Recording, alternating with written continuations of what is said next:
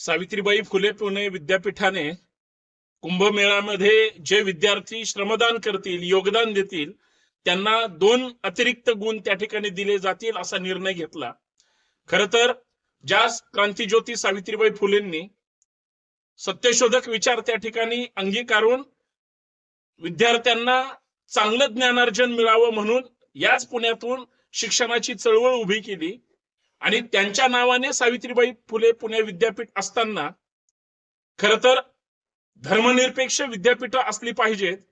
इथं जातीला, धर्माला किंवा जातीयवादाला विनाकारण स्थान देऊ नये, तर शिक्षणाकडे विद्यार्थ्यांनी लक्ष द्यावं। हा जर शैक्षणिक उद्देश असेल तर विद्यापीठ असं एका विशिष्ट धर्मासाठी किंवा जाणीवपूर्वक विद्यार्थ्यांना कुंभमेळ्यामध्ये पाठवून सगळ्या विद्यार्थ्यांना साधू बनवायचंय का? आणि विद्यापीठ जर असा निर्णय घेणार असेल तर संभाजी ब्रिगेडच्या वतीनं या विद्यापीठाच्या निर्णयाचा मी तीव्र शब्दात निषेध करतो।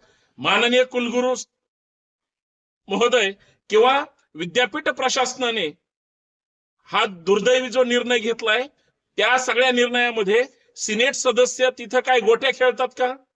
म्हणजे याच्यावर कुणाचंच कंट्रोल नाही का? विद्यार्थ्यांना अतिरिक्त 2 गुणासाठी तुम्ही त्या सगळ्या साधूंमध्ये त्यांना पाठवून काय साध्य करणार आहात? जर एवढंच विद्यापीठाला हिंदुत्ववादी विचारधारेचं काम करायचं असेल तर मग RSS मधली मंडळी कुठे आहेत? ज्यांना धर्माचं राजकारण करायचंय त्या लोकांना तिथं काम द्या। परंतु विद्यापीठाच्या माध्यमातून सगळ्या जाती धर्माचे विद्यार्थी त्या विद्यापीठामध्ये शिक्षण घेत असतात। तुमच्या 2 मार्कासाठी त्यांच्या डोक्यामध्ये विनाकारण चुकीच्या गोष्टी भरू नये अशी संभाजी ब्रिगेडची मागणी आहे। धर्माचं काम किंवा ज्या धार्मिक गोष्टी करायच्या आहेत, संविधानानं प्रत्येकाला तो अधिकार दिलेला आहे। प्रत्येक विद्यार्थ्याला काय, प्रत्येक नागरिकाला आम्हाला आमचा धर्म आमच्या 4 भिंतीमध्ये तो आपण स्वीकारावा, त्याचं काय धार्मिक संगोपन करावं।